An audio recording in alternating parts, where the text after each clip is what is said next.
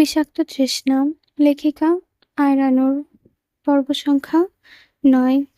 সকালবেলা আনায়াসা বোরখা পরে রেডি হচ্ছে, কারণ স্কুলের সময় হয়ে গিয়েছে। শিরিন তাকে একদমই স্কুলে যেতে চায় না, কিন্তু নীলিমা রোজ রোজ শিরিনের সাথে ঝগড়া করে আনায়াসাকে স্কুলে দিয়ে আসে আর নিয়ে আসে। নীলিমাকে মেহরাবি বলেছে সে যেন আর তার আনাইকে স্কুলে দিয়ে আসে এবং নিয়ে আসে। তার আনার যেন কোনো কারণে পড়াশোনা বন্ধ না হয়, তার জন্য যা করা লাগে সে করবে। নীলিমা আর আনায়াসের পাশাপাশি হাঁটছে। নীলিমা রোজই আনায়াসাকে স্কুলে দিয়ে এসে একটা ছাউনি দেওয়ার জায়গায় বসে বসে তার স্কুল ছুটি না হওয়া পর্যন্ত অপেক্ষা করে। হাঁটতে হাঁটতে নীলিমা হঠাৎ বলে ওঠে, আনায়াসা আম্মু, শোনো, আজকে আমি স্কুল ছুটি হওয়ার সময় আসবো। অন্যদিকে তো বসেই থাকি, আজকে আর একটু কাজ আছে মামনি। তুমি ছুটি হওয়ার পর ওই যে আম গাছটা দেখছো ওইখানে দাঁড়িয়ে থাকবে, কেমন? ঠিক আছে আন্টি। এরপর নীলিমা আনায়াসাকে স্কুলে রেখে নিজের কাছে চলে যায়। এখন টিফিন টাইম হয়ে গিয়েছে। নীলিমা রোজ আনায়াসার জন্য সুন্দর সুন্দর টিফিন বানিয়ে দেয়। আনায়াসার মা নেই তো কি হয়েছে, নীলিমা তার মায়ের অভাবটা পূরণ করে দেয়। যদিও আনায়াসা এখন পর্যন্ত জানে না যে শিরিন তার আসল মা নয়। আনায়াসা ব্যাগ থেকে টিফিন বক্সটা বের করে সেই আম গাছের তলায় গিয়ে বসে। স্কুলে আনায়াসার সাথে তেমন কেউ মেশে না, কারণ আনায়াসা যে রেড লাইট এরিয়ার মেয়ে, তাই পুরো স্কুল তার কোনো বন্ধু-বান্ধব নেই। আনায়াসা অবশ্য এসবে অভ্যস্ত হয়ে গিয়েছে। এখন আর তার খারাপ লাগে না। আর এমন লাগার আর কোনো বিষয়ও তার চোখে পড়ে না। আনায়াসার গাছের নিচে বসে বসে টিফিন খাচ্ছে আর সবার খেলা দেখছে। তারও মাঝে মাঝে খেলতে ইচ্ছা করে, বান্ধবীদের সাথে গল্প করতে ইচ্ছা করে, কিন্তু সেই উপায় তো তার নেই। আনায়াসা দীর্ঘশ্বাস ফেলে, আবার খেতে শুরু করে। ঠিক এমন সময় কেউ একজন আনায়াসার মুখ চেপে ধরে গাছের পেছনে নিয়ে যায়। আনায়াসা এতে বেশ ভয় পেয়ে যায়। আনায়াসা চিৎকারও করতে পারে না মুখ চেপে ধরায়। হঠাৎ করেই লোকটি আনায়াসার মুখের উপর থেকে হাতটা সরিয়ে তাকে জোরে ধরে বলে, বনু, কত বছর তোকে দেখিনি, কত বড় হয়ে গিয়েছিস তুই বনু। লোকটার কথাগুলো আনায়াসার মাথার উপর দিয়ে যাচ্ছে। আনায়াসা তার থেকে ছাড়া পাওয়ার জন্য মোচড়ামুচড়ি শুরু করে দিয়েছে। এক পর্যায়ে গিয়ে লোকটি আনায়াসাকে ছেড়ে দেয়। আনায়াসা বলে ওঠে, কে আপনি? আর আমাকে বনু কেন বলছেন? লোকটি হেসে বলে, আমি জাহিদ, তোর ভাই। জাহিদের কথা শুনে আনায়াসা চট করে বলে ওঠে, কিন্তু আমার তো কোনো ভাই নেই, আর আপনি তো অনেক বড়, তাহলে আমার কিভাবে ভাই হলেন? আপনি তো আমার আঙ্কেল হবেন, তাই না? জেরিন, আমি তোর ভাই, আমি তোর আঙ্কেল নই। আমি জানি তুই অনেক কিছুই জানিস না। আজকে তোকে সবটা বলবো আমি, আর তোকেও এই সব কিছুর দশা থেকে নিয়ে যাব। বলেই জাহিদ আনায়াসাকে সবটা খুলে বলে। জাহিদের কথাগুলো আনায়াসা প্রথমে বিশ্বাস করতে চায়নি, কিন্তু জাহিদের অনেকভাবে বোঝায় তাকে। বিভিন্ন লজিক দিয়ে বোঝানোর পর এক পর্যায়ে গিয়ে আনায়াসা তাকে বিশ্বাস করে। জাহিদের বোনের শখ সেই ছোট্টবেলা থেকে, কিন্তু তার কোনো বোন ছিল না। যখন সে জানতে পারে তার খালামণি মানে নওরিন খান তার জন্য একটা বোন বা ভাই উপহার দেবে, তখন তার খুশি আর দেখে কে। সে মেহরাবকেও এটি জানাতে চেয়েছিল, কিন্তু মেহরাব তার কোনো কথাই শোনেনি, কানে তোলেনি। তাই জাহিদও বিষয়টাকে আর ঘাটেনি। জাহিদ তো ধরে নিয়েছিল যে তার বোনই হবে, তাই তো বোনের নাম পর্যন্ত ঠিক করে ফেলেছিল। তার নাম বলে রাখবে জেরিন। তবে ভাই হলে কী নাম রাখবে সেটা এখনো ভেবে দেখেনি সে। তার নামের সাথে মিল রেখে নামটা রেখেছিল। তার নাম জাহিদ আর তার বোনের নাম জেরিন। কিন্তু মাঝখান থেকে সবকিছু উল্টোপাল্টা করে দিয়েছে ওই নাভিদ আর নাবিল।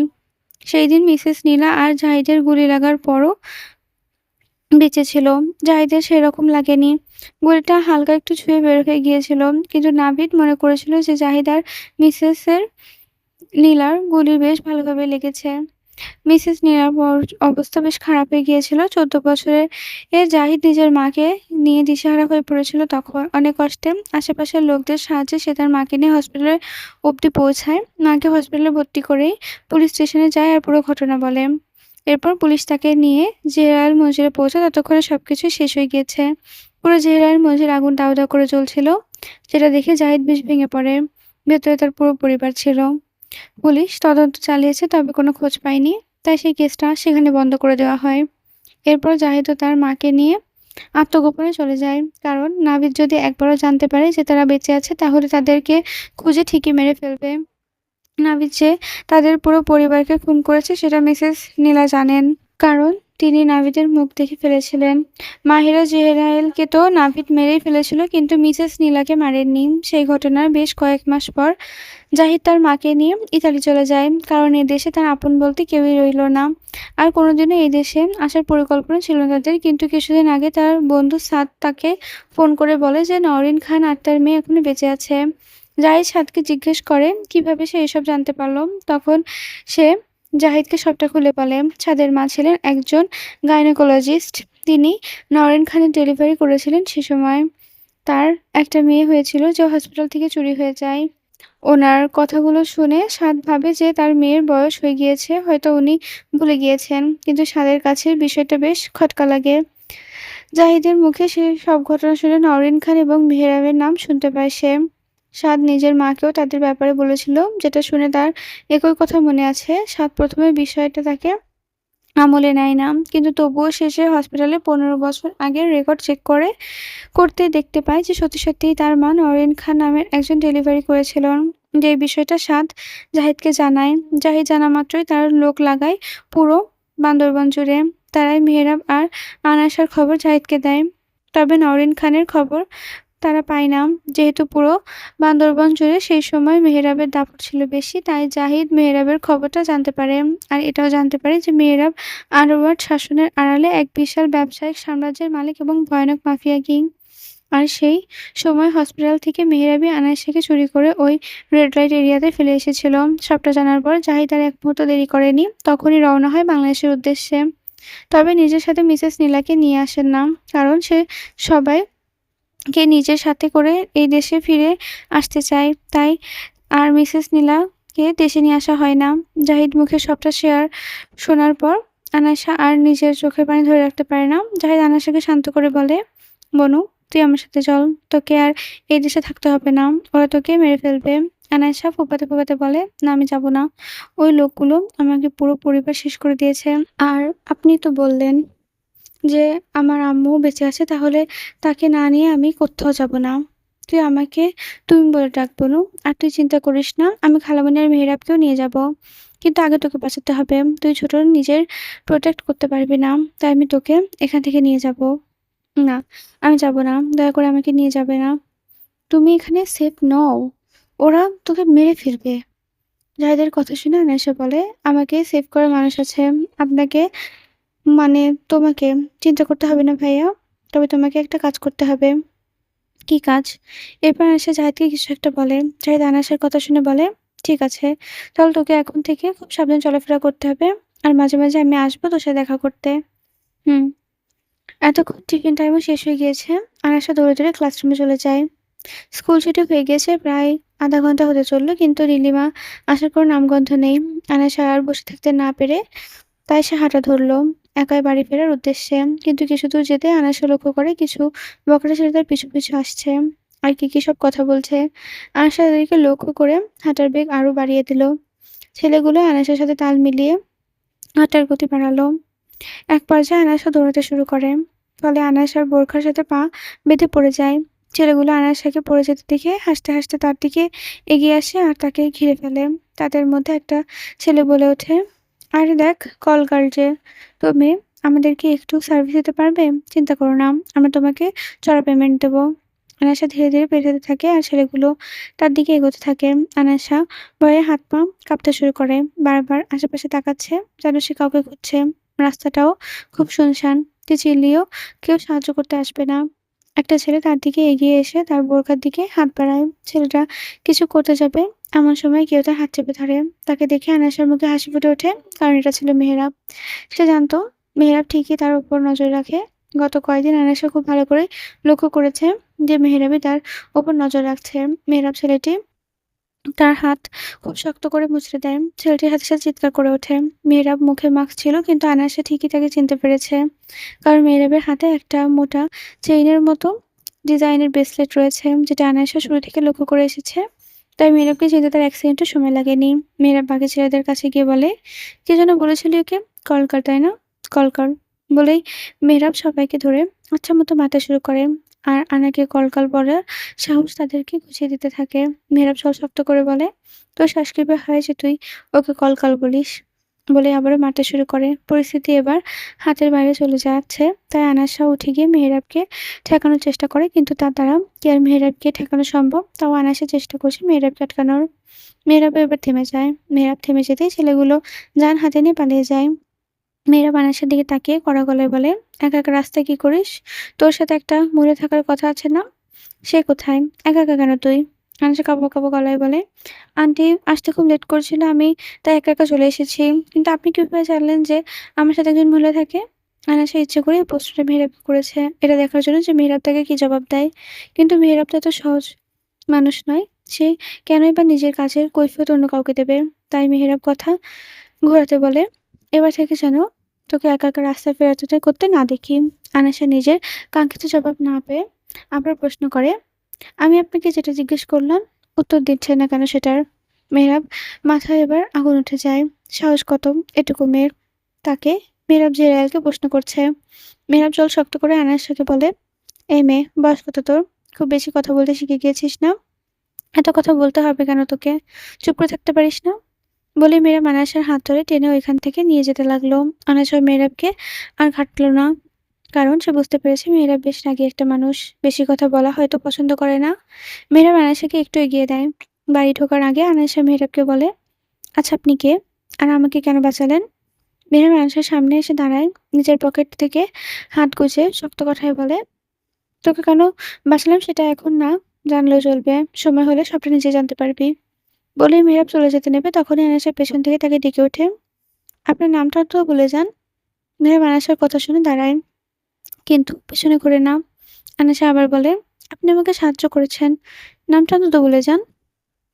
মেহরাব, মেহরাব জেরায়েল। এর চেয়ে বেশি কিছু আশা করি তোর জানার প্রয়োজন নেই। বলেই মেহরাব সেখান থেকে এক মুহূর্ত না দাঁড়িয়ে চলে যায়। আনাসা একদম থমকে গিয়েছে। সে নিজের কানকে বিশ্বাস করতে পারছে না। জাহিদ তো তাকে এই নামটাই বলেছিল। মানে মেহরাব তার চাচাতো ভাই। ওই নাভিদ নামের লোকটা থেকে শুধু তারাই বাঁচতে পেরেছে। তার মধ্যে মেহেরাবও আছে। আনাসা দ্রুত বাড়িতে ঢুকে পড়ে। জাহিদকে সবটা জানাতে হবে তাকে। জাহিদ তো তাকে বলেছিল যে কালকে সে আনাসের সাথে দেখা করতে আসবে। তাহলে কালকে সবটা জানতে হবে জাহিদকে। কিন্তু এখন তাকে এমন ভান করতে হবে যেন কিছুই হয়নি। আর সে যেন সবটা জানতে পেরেছে সেটাও কেউ না বুঝতে পারে। আশেপাশে অনেকেই আছে যারা তার উপর নজর রাখছে। এরপর থেকে প্রায় আনাশা সাথে জাহিদ তার স্কুলে দেখা করতে আসতো বিভিন্ন ছদ্মবেশে, যেন কারোরই সন্দেহ না হয় তাদের উপর।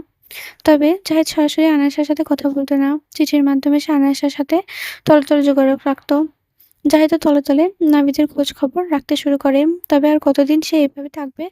সে সিদ্ধান্ত নেয় মেহেরাবের সাথে দেখা করবে। কিন্তু নিজের আসল পরিচয় তাকে দেবে না। সে যে কোনো উপায়ে মেহেরাবের আশেপাশে থাকতে চায়। সেটা তাকে জানতে দেওয়া যাবে না। আর তার জন্য তাকে মেহেরাবের আন্ডারে কাজ করতে হবে।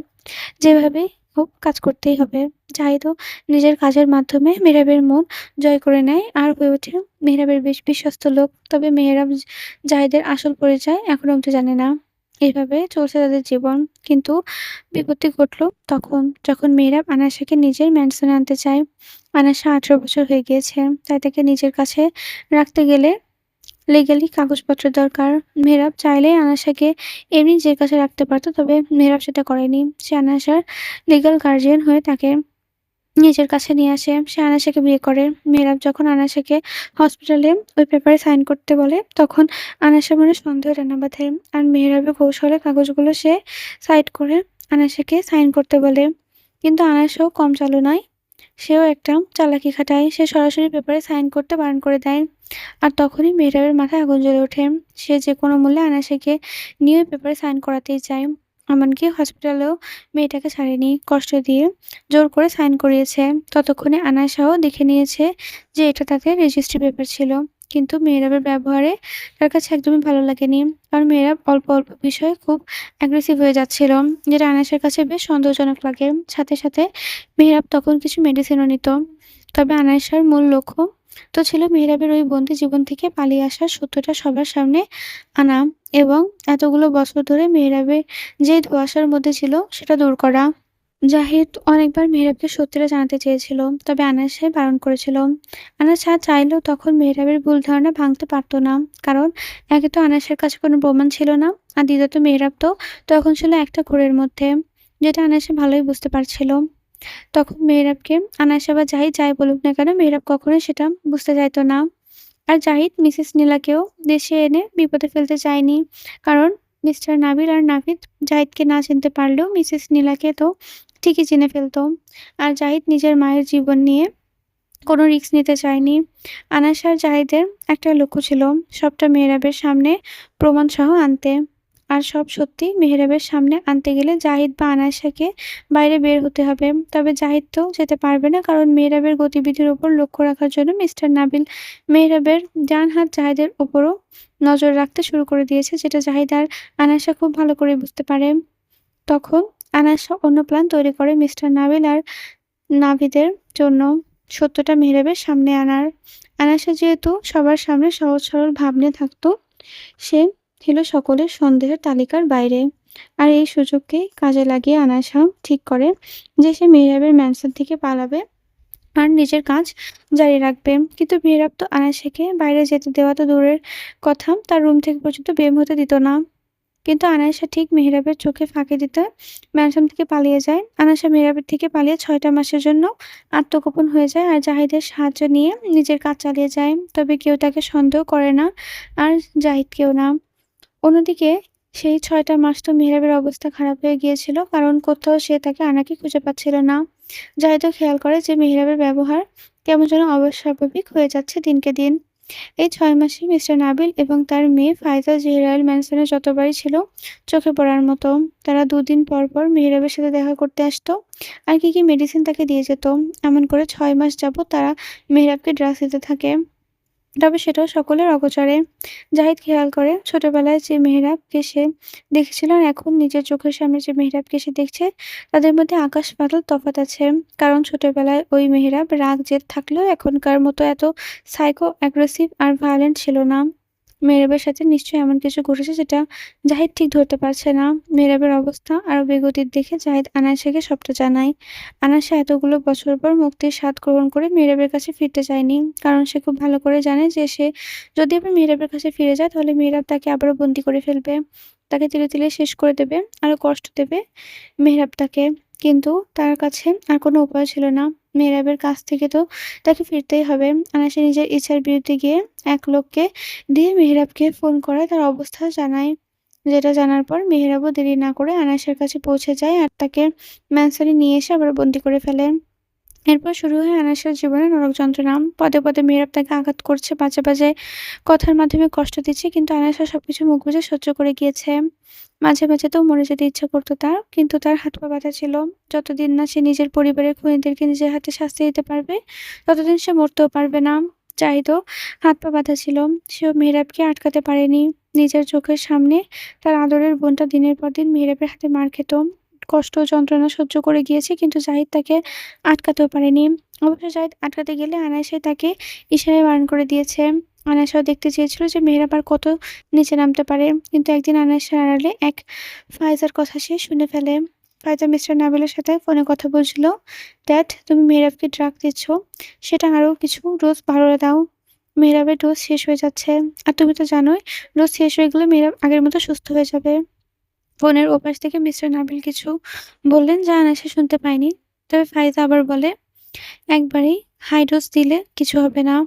বড়জোর কি হবে হবে। নিজের রাগগুলো ওই আনায়াসার উপরেই সে ঝরাবে। আমাদের তো আর কিছু হবে না। ঠিক আছে তো, পাঠিয়ে দাও, আমি রাখছি।" বলেই ফাইজা ফোন কেটে নিজের ব্যাগ থেকে ড্রাগস বের করে মেহেরাবের ওষুধের সাথে মিশিয়ে দেয়। আনায়াসা আড়াল থেকে সবটা দেখে আর ফাইজার কথাও শুনে ফেলে। এরপর তো ফাইজার প্রতি তার রাগ আরো বেড়ে যায়। তবে সে কিছু না করে চুপচাপ নিজের রুমে চলে যায়। ফাহিদা ম্যানশন থেকে যাওয়ার পর আনায়াসা লুকিয়ে মেহরাবের রুমে প্রবেশ করে আর তার মেডিসিনটা নিয়ে কৌশলে জাহিদের হাতে তুলে দেয়, টেস্ট করার জন্য যে এটা কি ড্রাগ আর এন্টিটি কি। জাহিদও আনায়াসের কথা মতো মেডিসিন টেস্ট করে আর জানতে পারে এটা হলো এলএসডি ড্রাগ, যার কোনো এন্টিটি নেই। তবে কিছু ঔষধ আছে যেগুলো নিলে মেহরাব একটু হলেও স্বাভাবিক হবে। আনাসা ততদিনে এটা বুঝে গিয়েছে যে মেহরাব তাকে মারুক কাটুক তাতে কিছুই হবে না। তবে অন্য কেউ যদি তার গায়ে হাত তোলে তাহলে মেহরাব তাকে ছাড়বে না। তখনই আনাসের মাথায় একটি বুদ্ধি আসে। ফায়দা তো নানানভাবে তাকে টর্চার করতো মেহরাবের অগোচরে। তাই আনাসা ফায়দাকে শাস্তি দেওয়ার জন্য সেগুলো মুখ বুজে সহ্য করত। আনাসা খুব ভালো করে জানতো মেহরাব ফায়জার কুকীর্তির কথা জানলে তাকে এত সহজে ছেড়ে দেবে না। আর আনায়াসের ভাবনা সত্যি হয়। ফারাজা যতবারই আনায়াসকে কষ্ট দিয়েছে, মেহেরাব ততবারই তাকে দ্বিগুণ টর্চার করেছে। আর শেষে তো একদম মেরেই হসপিটালে ভর্তি করিয়ে দিয়েছে ফাইজাকে। এরপর থেকে আনায়াসা মেহেরাবকে সেই ওষুধটা খাওয়াতে শুরু করে, যেটা নিলে মেহেরাব আগের থেকেই সুস্থ হয়ে যাবে। আর তাদের প্ল্যানও কাজ করে। মেহেরাব আস্তে, আস্তে স্বাভাবিক হতে শুরু করে। মেহেরাব তো শুরু থেকে আনায়াসাকে ভালোবাসতো, কিন্তু সেটা তো তখন বুঝতে পারল যখন সে ঠিক হতে শুরু করল। আনায়াসাও হলো তার প্রাণভোমরা। আনায়াসার কিছু হলে মেহেরাব নিজেকে ঠিক রাখতে পারে না।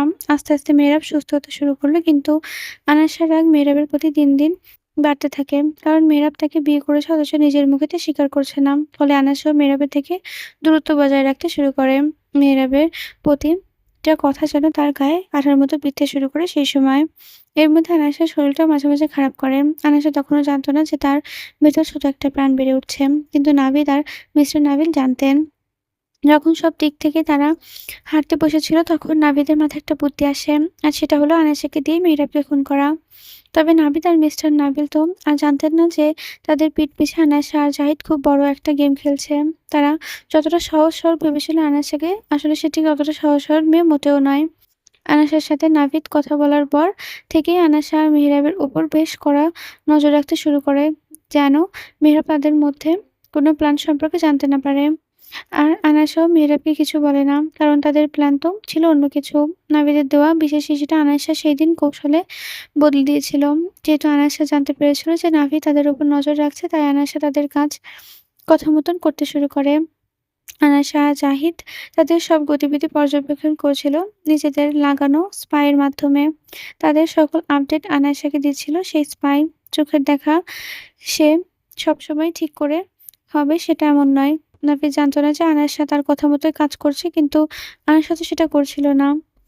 নাভিদের প্ল্যান মোতাবেক ঈদের দিন ম্যানশনে মেহেরাবকে খুন করার কথা ছিল আনায়াসার, কিন্তু মেহেরাব তো তাকে সেই দিন পাহাড়ে নিয়ে যায় সারপ্রাইজ দেওয়ার জন্য। মেহেরাব যখন তাকে রেডি হতে বলে নিজের রুমে চলে যায়, তখন আনায়াসা জাহিদের সাহায্যে নিয়ে সবকিছু রেডি করে ফেলে। মেহেরাব তখনও পর্যন্ত জানত না যে নাভিদ আর ম্যানশনে প্রবেশ করেছিল, কিন্তু সে কিছু একটা আন্দাজ করেছিল। যথারীতি মেহেরাব আর আনায়াসা বের হয়ে পড়ে পাহাড়ের উদ্দেশ্যে। ততক্ষণে জাহিদ সবকিছু করে ফেলেছিল। পাহাড়ের চূড়ায় ওঠার কিছুক্ষণ পর জাহিদ মেহেরাবকে কল করে শুধু একটা কথাই বলে, আর তা হলো, যত যাই হোক না কেন মেহেরাব, তুমি আনায়াসার উপর থেকে ভরসা হারিও না। আনায়াসা কখনো তোমাকে ধোঁকা দেবে না। আর একটু পরে তোমার সাথে যা, যা হবে সেটার জন্য তুমি প্রস্তুত থেকো। এবং এমন একটা ভান করো যেন তুমি আনায়াসার করা কাজগুলোকে নিজের চোখে বিশ্বাস করতে পারছো না। জাহিদের কথায় আগামাথা কিছুই মেহেরাব বুঝতে পারে না। তাই সে বলে, মানে আপনি কে? আর এসব কথা কেন বলছেন আমাকে? আপনার গলাটাও খুব চেনা, চেনা লাগছে আমার কাছে। ভ্রু কুঁচকে কথাগুলো বলে সে। আমি কে সেটা তোমার এখন না জানলেও চলবে। শুধু একটা কথা মাথায় রেখো, আনায়াসের উপর থেকে ভরসা হারাবে না। বলেই জাহিদ ফোনটা কেটে দেয়। মেহেরাব তো কিছুই বুঝতে পারছে না যে তাকে কে ফোন করলো। আর কেনই বা আনায়াসের উপর ভরসা রাখতে বলল। মেহেরাব ফোনটা পকেটে ঢুকিয়ে পেছনে মুড়তে দেখতে পায় যে আনায়াসা সেখানে নেই। আসলে নাভিদ তাদের পিছু করতে, করতে এখান অব্দি পৌঁছে গিয়েছিল। নাভিদই আনায়াসাকে টেনে আড়ালে নিয়ে যায়, বলে, মেহেরাব তোমাকে এখানে কেন নিয়ে এসেছে? ওকে তো ম্যানসনে মারার কথা ছিল, তাই না? আনায়াসা নাভিদের দেখে নিজের হাত ছাড়িয়ে বলে, মারবো তো। শুধু বিষে কি আর ভালো করে মরা যায়? তাই পাড়ে নিয়ে এসেছে। বলেই নিজের শাড়ির আঁচল থেকে একটি ধারালো ছুরি বের করে। উনি আমার সাথে এতদিন যা, যা করেছে সবকিছুর হিসেব আজকে ওনার দিতে হবে। তাই আজকে ওনার বুকে ছুরি চালিয়ে এই পাহাড় থেকে ফেলে মেরে ফেলবো। আনায়াসার কথা শুনে নাভিদ বাঁকা হাসে। তবে নাভিদ তো আর জানে না যে এটাও আনায়াসার একটা প্ল্যানের অংশ। অন্যদিকে মেহেরাব তো দুনিয়া উল্টে গিয়েছে। সে আনায়াসাকে না দেখতে পেয়ে আশেপাশে পাগলের মতো খুঁজতে শুরু করে। তখনই আনায়াসা তার সামনে এসে দাঁড়ায়, আর মেহেরাব ছুটে গিয়ে আনায়াসাকে জড়িয়ে ধরে। তখনই আনায়াসা খুব আস্তে করে মেহেরাবের কানের কাছে মুখ নিয়ে বলে, যাই হয়ে যাক না কেন আমার উপর থেকে ভরসা রাখবেন। আমি কখনোই আপনাকে ধোঁকা দেব না। বলে আনায়াসা মেহেরাবের বুকে ছুরি ঢোকায়। তবে খুব গভীর ক্ষত হয় না। এরপর আনায়াসা মেহেরাবকে ধাক্কা দিয়ে খাদে ফেলে দেয়। খাদের নিচে জাহিদ অনেকক্ষণ আগেই সবকিছুর ব্যবস্থা করে রেখেছিল। মেহেরাব খাদ থেকে পড়তে শুরু করে। নিচে পড়তেই সে একটা মোটা আর নরম গদির উপর পড়ে। এক মুহূর্তে জাহিদ তাকে তুলে সেখান থেকে আড়ালে নিয়ে যায়। মেহেরাব জাহিদকে দেখে প্রথমে অবাক হয়ে যায়। জাহিদকে নানান প্রশ্ন করতে শুরু করে সে। জাহিদ মেহেরাবকে আড়ালে নিয়ে গিয়ে সবটা খুলে বলে। মেহেরাবও শুনে পুরো অবাক হয়ে যায়। জাহিদ প্ল্যান মোতাবেক খাদের নিচে গদিটা সরিয়ে একদম মেহেরাবের মতো সবকিছু পরিয়ে এক লাশের সেখানে রেখে দেয়। মুখটা থেতলে দেয় যেন কেউ বুঝতে না পারে। এই কাজটা তাদের খুব তাড়াতাড়ি করতে হয়। নাভিদ লোকও সেখানে কিছুক্ষণের মধ্যে উপস্থিত হয়ে যেত নয়তো। পুরো বিষয়টা তাদের আনাসা আর জাহিদ মিলে এমন করে সাজায় যেন কোনো সন্দেহ না থাকে।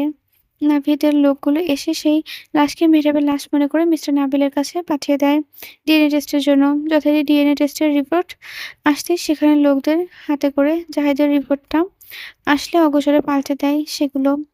আনাসা এই সবকিছু করেছিল মেহরাবের সামনে আসল সত্যিটা আনতে।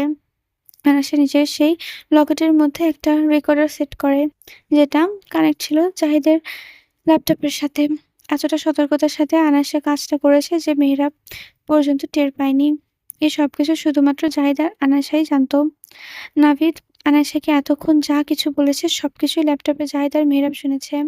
আনাসার এই মাস্টার প্ল্যান শুনে প্রথমে তো মেহরাব টাসকি খাচ্ছিল, কিন্তু এক মুহূর্তে নিজেকে সামলে নিয়ে মনে মনে বলে, মেহরাব জেলের বউ বলে কথা, চালাক না হলে কিভাবে চলবে। তবে জাহিদ এখনো মেহরাবকে তার আসল পরিচয় দেয়নি। সবটা শুনে নাভিদ একবার আনাসার দিকে তাকায়।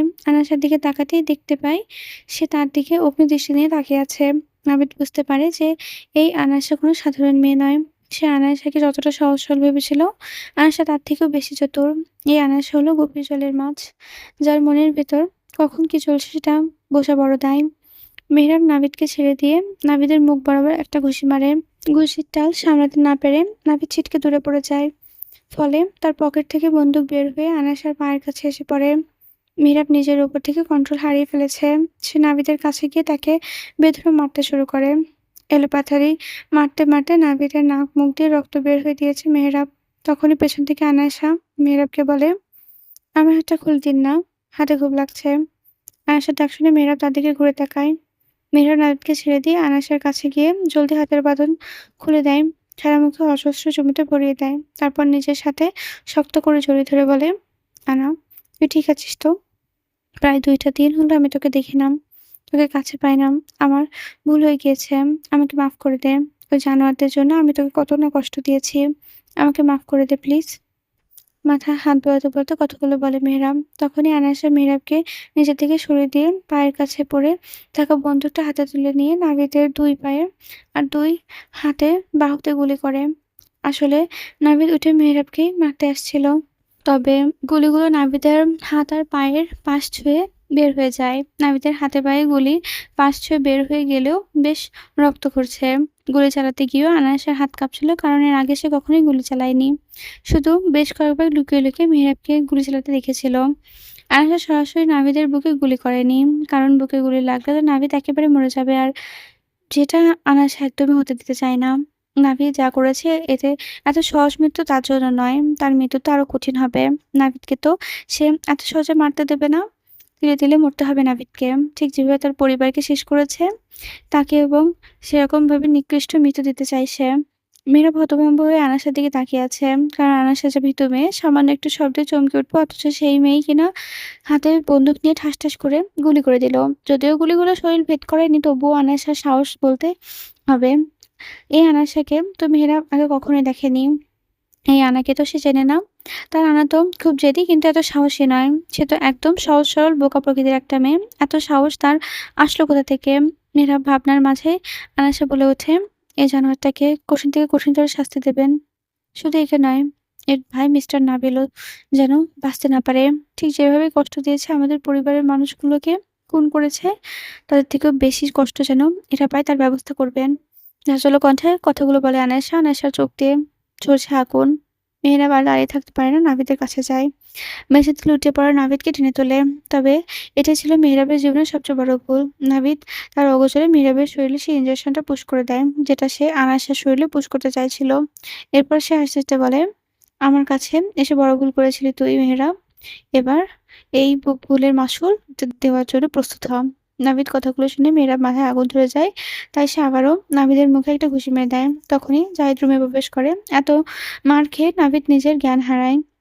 মেহেরাব তার লোকদের নিয়ে আশপাশটা পুরো ঘেরাও করে ফেলে। মেহেরাব জাহিদের হাতে নাভিদকে তুলে দিয়ে বলে, একে নিয়ে যাও, এর ব্যবস্থা আমি করছি।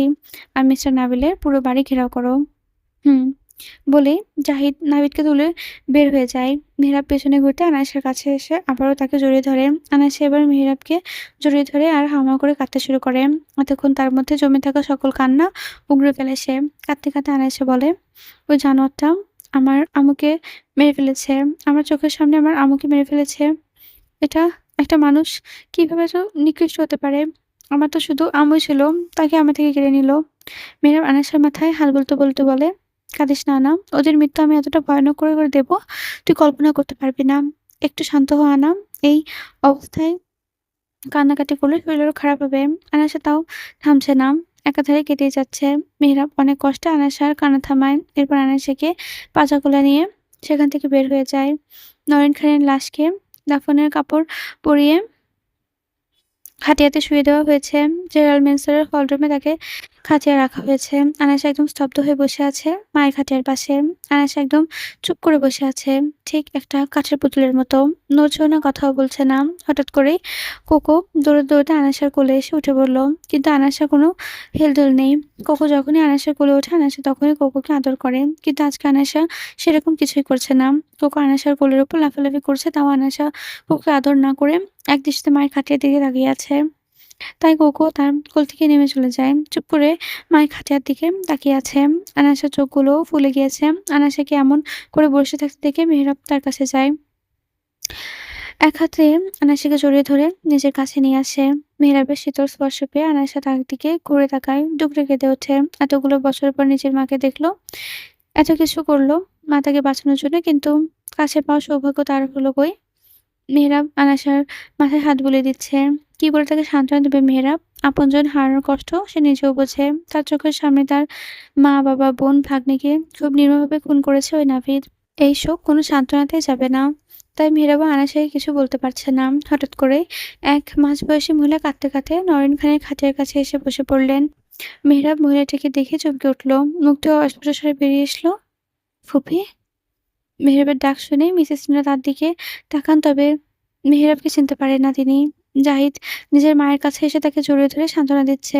মেহেরাব অবাক হয়ে তাদের দিকে তাকিয়ে আছে। মিসেস মিনা কাঁদতে কাঁদতে বলে, নওরিন বোন আমার, কখনো ভাবিনি এইভাবে তোকে দেখতে হবে। সবাইকে হারিয়ে ফেলেছিলাম, কিন্তু যখন শুনলাম যে তুই বেঁচে আছিস তখন নতুন করে আশার আলো দেখতে পেয়েছিলাম। এখন সে আশার আলো নিভে গেল রে বোন। নিজের মেয়েটাকে একেবারে এতিম করে চলে গেলি। মেহরাব চুপ করে আছে। কিছুই বুঝতে পারছে না সে। এতদিন তার জানামতে শুধুমাত্র সে আর নওরিন খানই বেঁচে ছিল। তারপর নাবিদের মুখে সবটা শুনে বুঝতে পারে যে শুধু তারাই নয়, আনাসা তাদের পরিবারের আরো একজন বেঁচে আছে। অর্থাৎ কেবল তারা তিনজনই বেঁচে আছে। তাহলে তার ফুপি মানে নওরিন খানের বড় বোন নীলা জহিরাইল কোথা থেকে আসলেন? তখনই জাহিদ বলে উঠল, আম্মু, খালামণি দাফন করতে হবে, দেরি হয়ে যাচ্ছে। বলে নিজের চোখ মুছে মেহরাবের কাছে এলো। মেহরাব, খাটিয়াটা ধর, দেরি হয়ে যাচ্ছে। মেহরাব অবাক হয়ে জাহিদের দিকে তাকিয়ে আছে। মেহরাবকে অবাক করে দিয়ে নিজের দিকে তাকিয়ে থাকতে থেকে জাহিদ বলে, পরে তোকে সবটা বলছি, এখন দেরি হয়ে যাচ্ছে। মেহরাবও এবার উঠে নরেন খানের খাটিয়ার এক পাশ ধরে। এবার যেন আনায়াসা হুঁশ ফিরে। সে কিছুতেই মাকে যেতে দেবে না। একদম বাচ্চাদের মতো কাঁদতে শুরু করে আনায়াসা। সে কাঁদতে কাঁদতে বলে, আমার আম্মুকে নিয়ে যাওয়া হবে না ভাইয়া। আমি কত কিছু করলাম আমার আম্মুকে বাঁচানোর জন্য। এমন তো হওয়ার কথা ছিল না। তো আমাদের আদর করার কথা ছিল। আম্মু, ফিরে আসো। এতগুলো বছর মা থাকা সত্ত্বেও এতিমের মতো বড় হয়েছি। এখন তোমাকে পেয়ে কিভাবে দূরে ঠেলে দেব? বলে আনিশা নিজের মায়ের খাটিয়া শক্ত করে চেপে ধরে। কেউ তাকে নিয়ে যেতে পারছে না। আনাসা হাত দিয়ে আটকাচ্ছে। সে কিছুতেই যেতে পারবে না তার আম্মুকে ছাড়া। আনাসার এমন অবস্থার দিকে মেহেরাব বুকের ভেতর মোচড় দিচ্ছে। সে আনাসের কাছে গিয়ে তাকে ধরে খাটিয়া থেকে সরিয়ে আনে। আনাসা মেহেরাব থেকে ছাড়া পাওয়ার জন্য মোচড়ামুচড়ি করছে আর কাঁদছে। মেহেরাব আনাসাকে ২ হাত দিয়ে জড়িয়ে ধরে যেন আনাসা খাটিয়ার কাছে যেতে না পারে। আনা, শান্ত হও। ছোট আম্মুকে নিয়ে যেতে দে পাখি। একটু শান্ত হও, দেরি হয়ে যাচ্ছে। না, আমাকে ছাড়ুন। আমার আম্মু যেতে যেতে দেবো না আমি। আমার আম্মুকে আমার কাছে রেখে দেবো। আমার আম্মু আমাকে বাঁচতে গিয়ে গুলি খেয়ে মরেছে। আমার জন্যই আম্মুর এই অবস্থা। আমাকে আম্মুর কাছে যেতে দিন। আমি আর বাঁচতে চাই না। আমি আম্মুর সাথে যাবো।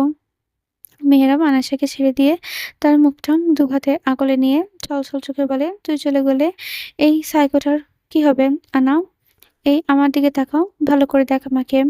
এই সাইকোটা যে তোকে ছাড়া কিছুই বোঝে না। তোকে ছাড়া যে আমি বাঁচতে পারবো না। তোর কিছু হলে আমি যে শেষ হয়ে যাবো না। আর আমাদের অনাগত সন্তানের কথা একটু ভেবে দেখ। এই অবস্থায় এত কান্নাকাটি করলে বাবুর ক্ষতি হবে। তুই মা হয়ে কিভাবে নিজের সন্তানের ক্ষতি হতে দেখবি?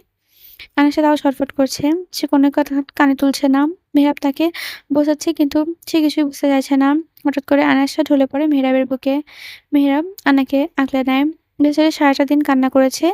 কিছু দাঁতে কাটেনি। এত ধকল কি আর সে এত অসুস্থ শরীরে নিতে পারে? তাই জ্ঞান হারিয়েছে। মিসেস নীলা কাঁদতে কাঁদতে আনায়াসের কাছে গিয়ে তাকে আগলে নেয়। জাহিদকে উদ্দেশ্য করে বলে, "জাহিদ, দেরি হয়ে যাচ্ছে। আমি আনিশাকে সামলাচ্ছি। তোরা যা।" জাহিদ মেহরাবের কাছে এসে তার কাঁধে হাত রেখে বলে, "আনিশাকে আম্মু সামলে নেবে। তুই চল আমার সাথে।"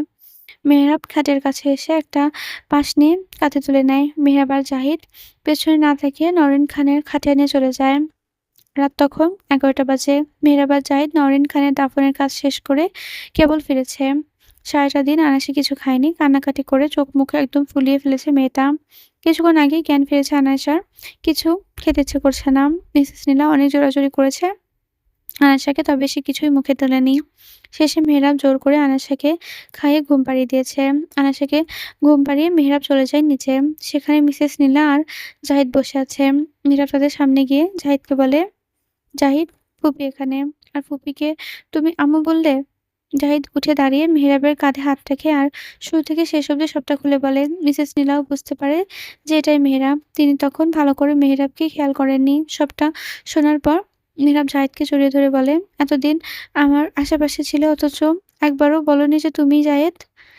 জাহিদ বলার মতো কোনো পরিস্থিতি ছিল না মেহরাব। তোর অবস্থা এতটাই খারাপ ছিল যে ওই জানোয়ারগুলো কে তুই বিশ্বাস করতিস।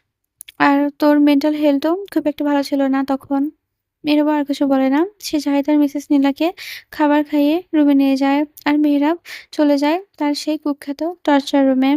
এত চাকচিক্যপূর্ণ জেহরাল ম্যানসনের পাশেই মাটির নিচে লুকিয়ে থাকা এক ভয়ানক টর্চার সেল, যেখানে যেতেন কোনো মানুষকে রাখা হয় না। এই টর্চার সেলে কেবল তারাই থাকে যাদেরকে মেহরাব সহজ মৃত্যু দেয় না। যাদের মৃত্যু হয় বেশ ভয়ানক। আর ৪ বছর যাবৎ এই টর্চার সেল ফাঁকা ছিল। তবে এখন এখানে ২ জন মানুষের ঠাঁই হয়েছে। মেহরাব ঠোঁট বাঁকা হাসি নিয়ে ম্যানসনের মাটির নিচে তৈরি লোহার সিঁড়ি বেয়ে সেই টর্চার সেলের দিকে এগিয়ে যাচ্ছে। যত ভেতর দিকে যাচ্ছে তত যেন ঘুটঘুটে অন্ধকারে ছেয়ে আসছে পুরো জায়গাটা জুড়ে। এই জায়গায় অদ্ভুত রকমের নিস্তব্ধতা বিরাজ করছে এখন। ম্যানসনের উপরে দুনিয়া, সেখানে চাকচিক্য, আলো আর বিলাসবহুলতায় ভরা। সেখানে নিচে এই জগৎটা পুরো তার উল্টো উদাহরণ। এখানে জেগে উঠেছে মেহরাবের আসল রূপ। মেহরাব ধীরে ধীরে লোহার দরজাটা ঠেলে একটা সেলের ভেতর প্রবেশ করে। দরজাটা বন্ধ হওয়ার শব্দ পুরো করিডোরে প্রতিধ্বনিত হয়। এই শব্দটা মেহরাবের খুব পছন্দ। কারণ এর শব্দই মানে হলো সে এখন এই সেলে ঢুকে পড়েছে। তখন এখান থেকে মানুষগুলো আর বাঁচার কোনো পথ থাকবে না। হাতে পায়ে শিকল বাঁধা অবস্থায় দাঁড়িয়ে আছে নাভিদ। চোখে মুখে বেহাল দশা, মাথা ফেটে রক্ত পড়ছে। ২ হাত আর পায়ে গুলি লাগা জায়গায় ব্যান্ডেজ করা আছে। নাভিদের চোখগুলো বন্ধ হয়ে আছে। মেহেরাব উচ্চস্বরে হাসতে হাসতে নাভিদের সামনে এসে দাঁড়ায়। পুরো রুমটায় অন্ধকার ডুবে আছে। মেহরাবের হাসির শব্দগুলো দেওয়ালের সাথে বাড়ি খেয়ে খুব ভয়ানক প্রতিধ্বনি ফিরে আসছে। মেহরাব একটা ভয়ঙ্কর হলুদ রঙের লাইট জ্বালায়। ফলে রুমটা একটু আলোকিত হয়। হঠাৎ চোখে আলোর পড়ায় নাভিদ কপাল কুঁচকে সামনে তাকায়। সামনে তাকাতেই মেহরাবের হাস্যোজ্জ্বল মুখখানা দেখতে পায়। মেহরাব মুখে হাসি ও চোখে হিংস্রতা মেশানো। মেহরাব বলে ওঠে, "কেমন লাগছে নতুন জীবন মিস্টার নাভিদ শেখ?" উপস! মিস্টার নাভিদ নওশাদের একমাত্র আদরের ছোট ভাই মিস্টার নাভিদ নওশাদ। নাভিদ কিছু বলে না। মেহরাব আবার বলে, "নতুন জীবনটা কি পছন্দ হয়নি? দেখ, তোদের মতো জানোয়ারদেরকে তো আর যেন তেন জায়গায় রাখা যায় না। যেহেতু তোরা আমার স্পেশাল গেস্ট, তাই তোদেরকে খাতির দেওয়ার জন্য স্পেশাল ভাবেই রাখতে হবে।" বলেই মেহরাব পাশে থেকে একটি সুইচ অন করে দেয়। নাভিদ বুঝতে পারে না যে মেহরাব তার সাথে ঠিক কী করতে চাচ্ছে। হঠাৎ করেই নাভিদ লক্ষ্য করে যে তার হাত-পায়ের শিকলগুলো অত্যাধিক গরম হতে শুরু করেছে। আস্তে আস্তে নাভিদ হাতে ফোস্কা পড়তে শুরু করে আর নাভিদ গলা ফাটিয়ে চিৎকার করতে থাকে। নাভিদের এমন অবস্থা দেখে মেহরাবের কলিজা যেন একটু একটু করে ঠান্ডা হচ্ছে। ৩ মিনিট পর মেহরাব সুইচটা অফ করে দেয় আর নাভিদের সামনে গিয়ে বলে, "কেমন লাগলো ১ম দিনের আপ্যায়ন?" "হুম, জানি এতটা ভালো হয়নি। ১ম দিন বলে একটু কম আপ্যায়ন করলাম। তবে চিন্তা করিস না, সামনে আরো ভালো মতন আপ্যায়নের ব্যবস্থা করব তোদের জন্য।" তাদের দাঁত চেপে কথাগুলো বলে মেহেরাব। নাভিদ কিছুক্ষণ চুপ করে মুখে হাসি ফুটিয়ে বলে, "আমার জন্য কি অপেক্ষা করছে তা জানি না। কিন্তু তোর জন্য যে অপেক্ষা করছে সেটা তুই কল্পনাও করতে পারছিস না। একটু পরেই খেলা শুরু হয়ে যাবে। তোর সবচেয়ে কাছের একটা জিনিস ইতোমধ্যে আমি কেড়ে নিয়েছি।" বলে নাভিদ উচ্চস্বরে হাসতে শুরু করে। নাভিদের কথা শুনে মেহেরাবের মাথায় আগুন ধরে যায়। সে নাভিদের কাছে এসে তার শার্টের কলার চেপে ধরে। "কি কেড়ে নিয়েছিস তুই বল? আর কি কেড়ে নিতে বাকি রেখেছিস?" নাভিদ হেসেই যাচ্ছে। নাভিদকে কিছু বলতে না দেখে মেহেরাব তাকে ছেড়ে দিয়ে রুমে লাইট অফ করে বের হয়ে যায়। মিস্টার নাবিলকে সে কালকে দেখে নেবে। এখন অনেক রাত হয়ে গিয়েছে। হয়তো আনাসা উঠে পড়েছে। এই ১ মাস আনাসা ঠিকমতো ঘুমাতেও পারেনি। মাঝরাতে উঠে বসে থাকতো। কিছু জিজ্ঞেস করলে বলতো তাহাজ্জুদের নামাজ আছে, তাই সে উঠেছে। মেয়েটা কখনোই বুঝতে দেয়নি যে সে অন্তঃসত্ত্বা। মেহেরাব সিঁড়ি দিয়ে উঠতে অদ্ভুত কিছু ফিল করতে শুরু করে। যেন তার কাঁধ দিয়ে মাথা অব্দি হালকা কিছু একটা বেয়ে উপরে উঠছে। মেহেরাব ঘাড়ে হাত দিয়ে মাথায় একবার এদিক ওদিক বের করে নিয়ে আসে বেসমেন্টে থেকে। শরীরটা হঠাৎ করে খারাপ হতে লাগলো তার। আশেপাশে সবকিছু কেমন একটা এলোমেলো লাগছে। কিন্তু বিষয়টা সে আমলে নিতে পারছে না। মেহেরাব নিজের রুমে পা বাড়ায়। রুমে ঢুকতেই মেহেরাব দেখতে পায় আনাসা বেডে পা ঝুলিয়ে বসে আছে। মেহেরাব ঘড়ির দিকে তাকাতেই লক্ষ্য করে রাত ২টা। মেহেরাব রুমে ঢুকে আনাসার দিকে প্রশ্ন ছুড়ে, "কি হলো? না ঘুমিয়ে জেগে আসিস যে? ঘুম আসছে না নাকি?" আনাসা কিছু বলে না। মেহেরাব বুঝতে পারে যে আনাসা তাকে ইগনোর করছে। মেহেরাব আলতো হেসে আনাসের কাছে যায়। চোখ মুখ ফুলে আছে তার। হয়তো আবারও কান্নাকাটি করেছে। মেহেরাব আনাসের পাশে বসে আলতো স্বরে বলে, "আবার কান্না করেছিস?" আনাসা কিছু না বলে মেহেরাব থেকে একটু সরে বসে। মেহেরাব এটা দেখে একটি দীর্ঘশ্বাস ফেলে। "কি হয়েছে আনা? আমার থেকে দূরে সরে যাচ্ছিস কেন?" বলেই আনাসিকে আলতো হাতে টেনে নেয় নিজের বাহু ধরে। নিবদ্ধ করে মেহেরাব। "আনা, আমাকে মাফ করে দে। অতটা হিংস্র হয়ে গিয়েছিলাম তোর উপর। তোর সাথে পশুর মতো ব্যবহার করেছি আমি। আমাকে প্লিজ মাফ করে দে।" আয়েশা কিছুক্ষণ চুপ থেকে বলে, "ভুল তো করেছেন। হ্যাঁ, সেটা সজ্ঞানে করেননি কিন্তু করেছেন তো। আর আপনাকে আগেও বলেছি যে আমার সাথে ঘটে যাওয়া প্রত্যেকটা অন্যায়ের হিসেব আমি গুনে, গুনে নেব।" আনার কণ্ঠস্বর কঠিন। নীরব বলে, "সে তো আমার সাথে যা করতে ইচ্ছে করে তা কর। আমি কিন্তু আমার থেকে তুই দূরে যাবি না। আর মাথাতেও আনবি না এসব বিষয়। তুই আমার থেকে দূরে চলে গেলে আমি মরে যাব।" আনাসা আর কিছু বলে না। মীরা আনাসাকে ফোলা পেটের উপর হাত রাখে। "পেটটা তো ভালোই বড় হয়েছে। ৪.৫ মাস হয়ে গিয়েছে অথচ আমাকে জানানোর প্রয়োজন বোধ করলি না। আমাকে কি কোনো অধিকার দিসনি তুই এসব জানানোর? আমি তোর বাবা।" আনিশা কিছু বলে না। মীরা আবারও বলে, "বুঝতেই দিসনি যে আমার অস্তিত্ব পৃথিবীতে আসতে চলেছে।" আনাসা মেহরাবের হাতটা পেটের উপর থেকে সরিয়ে দিয়ে মুখে হাত চেপে ধরে। দ্রুত ওয়াশরুমে ঢুকে আর গড়গড় করে বমি করতে শুরু করে। মেহরাব আনাসার ব্যাপারে হতভম্ব হয়ে রয়ে গেল। কিন্তু পর মুহূর্তে উঠে সে ওয়াশরুমে ঢুকলো। ওয়াশরুমে গিয়ে আনাসাকে ২ হাত দিয়ে ধরে ফেলল। বমি করা শেষে মেহরাব আনাসাকে ধরে পেটের উপর বসায়। আনাসা মেহরাবের একটা হাত শক্ত করে ধরে তার কাঁধে মাথা এলিয়ে দেয়। চোখ বন্ধ করে নেয় সে। মেহরাব অন্য হাত দিয়ে আনাসার মাথায় বিলি কেটে দিচ্ছে। কিছুক্ষণ পর আনাসা ক্ষীণ স্বরে বলে, "আমি নিজেও জানতাম না যে আমার ভেতরে একটা ছোট্ট প্রাণ বেড়ে উঠছে। আমি যেগুলো মেডিসিন নিয়েছি আর কোনো মাসেই তো পিরিয়ড মিস হয়নি। তাছাড়াও প্রেগন্যান্সির যা সিম্পটম থাকে সেগুলো কোনো কিছুই দেখতে পাইনি। শুধু এই ১ মাস যাবৎ মাঝে, মাঝে বমি হয়েছে। ভেবেছিলাম রোজা রেখেছি তাই হয়তো গ্যাস্ট্রিকের সমস্যা হয়েছে আর বমি হচ্ছে। পেট তো বড় হচ্ছিল, তাও সন্দেহ হয়নি। এতদিন ঝিমে পড়েছিলাম। পেট এত বড় হয়ে যাবে বুঝিনি। আর আপনি যে পরিমাণের খাবার খাইয়েছেন তাতে একটা মানুষের মোটা হওয়া স্বাভাবিক। তাই কখনোই নিজের দিকে সেভাবে খেয়াল দেইনি। কিন্তু ঈদের দিন শাড়ি পরার সময় পেটের দিকে খেয়াল যেতে সন্দেহ হয়। কিন্তু পর মুহূর্তে সে সন্দেহ দূরে যায়। কেন? আমাকে তো বলতে পারতিস। আমি তো বললামই রেগুলার মেডিসিন নিয়েছি, তাহলে তো এমনটা হওয়ার কথা নয়। তাছাড়া আপনার আর আমার সম্পর্কটা কি আদৌ তেমন যে সবটা আপনাকে বলতে হবে? আমাদের সম্পর্ক তো কোনো নামই নেই।" নীরবে আয়েশার কথাটা এড়িয়ে গিয়ে বলে, "শরীর তো খারাপ করছে। ধুকে কষ্ট করছিস। তাও আমাকে একবার বলতে পারতিস না? অন্তত বন্ধু হিসেবে আমার সাথে শেয়ার করতে পারতিস। আমি তো তোকে সব স্বাধীনতা দেওয়ার চেষ্টা করেছি। আমার কোনো কালে কোনো বন্ধু ছিল না। আর আপনার খামোখা বন্ধু কোনো বা ভাবতে যাবো আমি? আমি তো আপনার রক্ষিতা, তাই না? তো রক্ষিতাই ভাবেন। আনা, সবসময় একই কথা কেন বলিস? খালি ওই ওয়ার্ডটাই কেন ব্যবহার করতে হবে তোকে?" মেহরাবের কথাগুলো একটু ধমকের সুরে বলে। আনাশা আলতো হেসে দুর্বল কণ্ঠে বলে, আপনি ধমক দিলেই তো আর সত্যিটা পাল্টে যাবে না। আমি তো আপনার রক্ষিতাই, তাই না? মেহরাব কিছু বলতে গিয়েও বলে না। আসলে আনাশা মেহরাবের মুখ থেকে তাদের বিয়ের কথাটা বের করতে চাইছে। আনাশা চায় মেহরাব নিজে থেকে নিজেদের বিয়ের কথার ব্যাপারটা তাকে জানাক। তাই তো আনাশা মেহরাবকে জানাতে দেয়নি যে সে সবটা জানে। আনাশা কিছুক্ষণ চুপ থেকে মেহরাবের দিকে ঘাড় ঘুরিয়ে তাকায়। আর অস্বস্তিতে বলে, আপনি ওর কোনো ক্ষতি করবেন না তো? ও এখন এই পৃথিবীতে আলোই দেখেনি। একটা নিষ্প্রাণ প্রাণও। দয়া করে ওকে শেষ করে দেবেন না? আনায়াসের চোখ দুটো ছলছল করছে। আনায়াসের কথা শুনে মেহরাবের বুকের ভেতরটা মুচড় দিয়ে ওঠে। সে কিভাবে নিজের সন্তানকে শেষ করে দেবে? যখন মেহরাব জানতে পেরেছে যে তার আর আনায়াসের অস্তিত্ব এই পৃথিবীতে আসতে চলেছে, তখন থেকেই সে বেশ খুশি। হয়তো তার মতো খুশি আর কেউই হয়নি। নিলামেশার হাতটা আলতো করে ধরে ঠোঁট ছুঁয়ে বলে, আমাকে কি তোর এতটাই খারাপ বলে মনে হয় যে নিজের অস্তিত্বই আমি শেষ করে দেব? মেহরাবের কথা শুনে আনায়াসা একটা স্বস্তির নিঃশ্বাস ফেলে। আনায়াসা কখন থেকে অস্বস্তি বোধ করছিল। চুপ করে থাকতে পারছিল না সে বেচারি। বেশ কিছুক্ষণ ধরে তলপেটসহ ২ পায়ে যন্ত্রণা করছে। আনাসা তলপেটে হাত দিয়ে আবারও মেহরাবের কাঁধে মাথা রাখে। তাতে দাঁত চেপে সহ্য করছে। হঠাৎ করে কেন যেন তার ব্যথা করছে বুঝতে পারছে না সে। নাবিদ যখন তাকে নিজের কাছে বন্দী করে রেখেছিল তখনও এমন যন্ত্রণা করছিল তার। ২ দিন যাবতীয় ব্যথা করছে পেটে। মেহেরাবকে বলবে নাকি না সেটা এখন ভেবে পাচ্ছে না।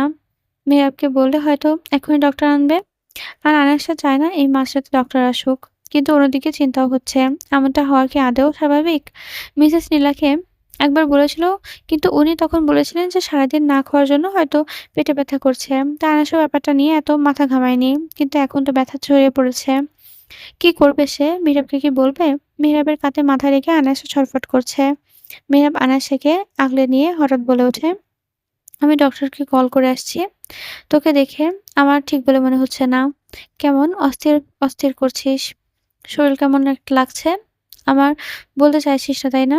আনিশা মীরাবের দিকে ঘাড় ঘুরিয়ে তাকায় আর দুর্বল কণ্ঠে বলে, না। এত রাতে ডাক্তার যাবেন? ডাক্তারের কোনো প্রয়োজন নেই। হালকা একটু ব্যথা করছে পেটে, ও ঠিক হয়ে যাবে। এমন ব্যথা প্রায়ই হয়। মীরাব কিছু না বলে উঠে আনায়াসাকে বেডে হেডবোর্ডের সাথে হেলান দিয়ে শুইয়ে দেয়। এরপর আনায়াসার পায়ের কাছে বসে তার পা দুটো নিজের উরুর উপর তুলে হালকাভাবে ম্যাসাজ করতে শুরু করে। আনায়াসা অবাক হয়ে নিজের পা দুটো সরিয়ে নিয়ে বলে, আপনি কি করছেন? পা টিপছেন কেন? মেহরাব আনায়াসার পা দুটো আবার নিজের উরুর উপর নেয়। আনায়াসা পায়ের সঙ্গে মেহরাব তার পা দুটো চেপে ধরে বলে, পায়ে ব্যথা করছে তাও মুখ বুজে সহ্য করছিস। এখন তো ডক্টরের প্রেসক্রিপশন ছাড়া পেইনকিলারও দিতে পারবো না। তাই পাটা একটু ম্যাসাজ করে দিই, আরাম হবে। নিজের শরীরে আরামও বুঝিস না, তাই না? বলে মেহরাব আলতো করে আনায়াসার পা ম্যাসাজ করতে থাকে। আনায়াসা বেশ আরামই হচ্ছে ম্যাসাজ করার ফলে। ব্যথাটা একটু হলেও কমছে। কিছুক্ষণ পর আনায়াসা হেডবোর্ডের সাথে মাথা এলিয়ে দিয়ে সিলিংয়ের দিকে তাকিয়ে তাচ্ছিল্য হেসে বলে, এইটুকু ব্যথাতে কিছুই হবে না আমার। এর থেকেও হাজার গুণ ব্যথা সহ্য করেছি এতে আমি। সেগুলো যখন মুখ বুজে সহ্য করতে পেরেছি তখন এটুকু তো সামান্য ব্যথা। আমি এটুকু সহ্য করতে পারবো। মেয়েটা কিছু না বলে নিজের মতো ম্যাসাজ করছে। আনায়াসা আবার তাচ্ছিল্য হেসে বলে, চুপ করে আছেন যে, কিছু বলুন। মেয়েটা কিছুক্ষণ চুপ থেকে বলে, গভীর জলের মাছকে ধরার জন্য শক্তিশালী আর সঠিক টোপ পানিতে ফেলতে হয়। সেটা জানিস তো? আনায়াসা মেহেরাবের কথায় আগামাথা কিছুই বুঝতে পারে না। সে কি জিজ্ঞেস করলো আর মেহেরাব তাকে কি উত্তর দিচ্ছে। মানে? মেহেরাব হালকা হেসে বলে, আমার নাকের ডগা দিয়ে এত কিছু করলি আর ভাবলি যে আমি কিছুই টের পাবো না? মানে, আপনি সবটা জানতেন? অবাক হয়ে যায় আয়েশা। তা নয় তো কি? তবে তুই বেশ চতুর একটা মেয়ে না? খুব সতর্কতার সাথে কাজগুলো করেছিস। তোর কাজের জন্য যতই প্রশংসা করি তা কম হবে। কিভাবে জানলেন সবটা?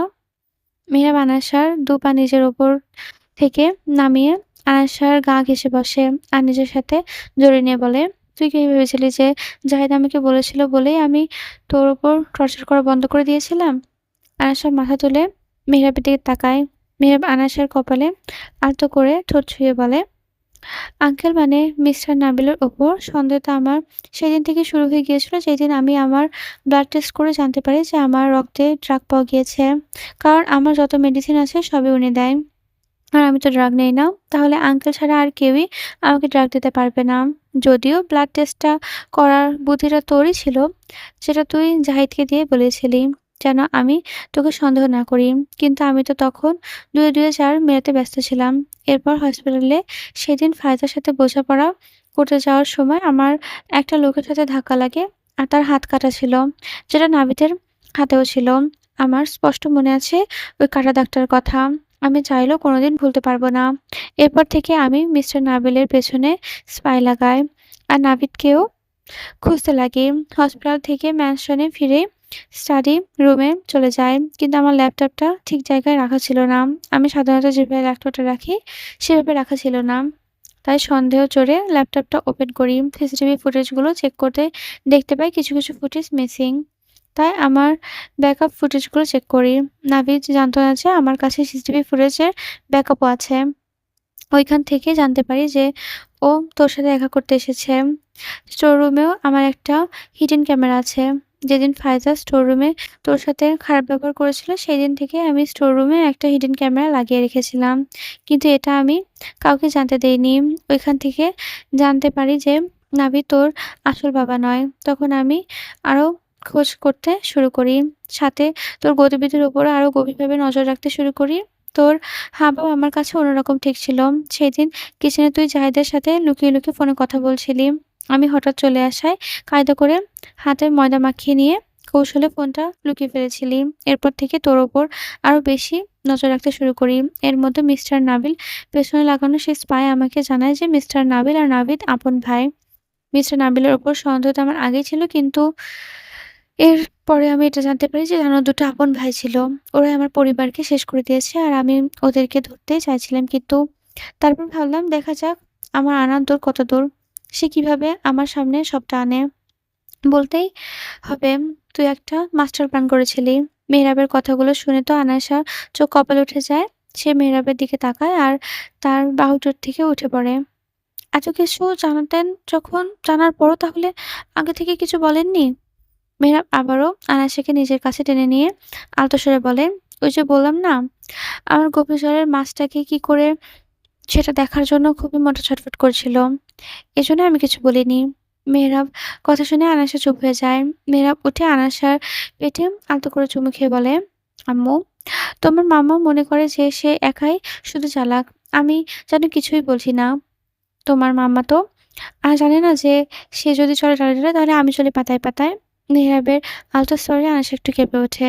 মেহরাব বলে ওঠে, অনেক রাত হয়েছে, এবার ঘুমিয়ে পড়ুন ম্যাডাম। নিজের সাথে আমার আম্মুর শরীরটাও ক্ষতি করছেন। দেখুন তো আমার আম্মু কত ভালো, অনেক আগে ঘুমিয়ে গিয়েছে, একটুও নড়াচড়া করে না। মেহরাবের কথা শুনে আনায়াসা ভ্রু কুঁচকে বলে, আম্মু কেন বলছেন? ছেলেও তো হতে পারে। মেহরাব আনায়াসার দিকে গিয়ে ঝুঁকে বলে, বাবা আর মেয়ের কানেকশন খুব জোরালো হয়। তুই সেটা বুঝবি না, কিন্তু আমি বুঝে গিয়েছি এটা আমার আম্মুই। আনায়াসা মেহরাবের কাছ থেকে সরে গিয়ে গোলাটা চোখে বলে, তাই তো, বাবা আর মেয়ের কানেকশন আমি বুঝছি কিভাবে। আর আমার তো আর বাবা নেই, থাকলে হয়তো বুঝতাম। আয়েশার কথা শুনে মেহরাব বলে, আজকে যদি ছোট আব্বু বেঁচে থাকতো তাহলে তোকে মাথায় করে রাখতো। ওনার মেয়ে-বাবু খুব পছন্দ ছিল। আপুকেও উনি আর ছোট আম্মু কোলে পিঠে করে মানুষ করেছেন। খুব শখ ছিল ছোট আব্বুর নিজের মেয়ে হবে। কাঁধে তুলে পুরো বাড়ি ঘুরে বেড়াবেন। মেয়ে যা চাইবে তাই দেবে। মেয়ের কোনো আবদারই তিনি অপূর্ণ রাখবেন না। কিন্তু এই শখ আর কোথায় পূরণ হলো? তার আগেই তো। মেহরাব একটা দীর্ঘশ্বাস ফেলে আর কিছু বলে না। ইতিমধ্যে আনায়াসের চোখ জোড়া ভিজে উঠেছে। মেহরাবের কল্পনাটা আনায়াসের গায়ে জড়িয়ে দিয়ে মাথায় আলতো করে হাত বুলিয়ে দেয়। মেহরাব বলে, এমন কোনো কিছু করিস না, না। আমি বেশ কয়দিন ধরে লক্ষ্য করছি তুই আমার সাথে রুড ব্যবহার করছিস। আমার উপর রেগে আছিস, বুঝতে পারছি, কিন্তু কেন রেগে আছিস সেটা বুঝতে পারছি না। কি হয়েছে তোর?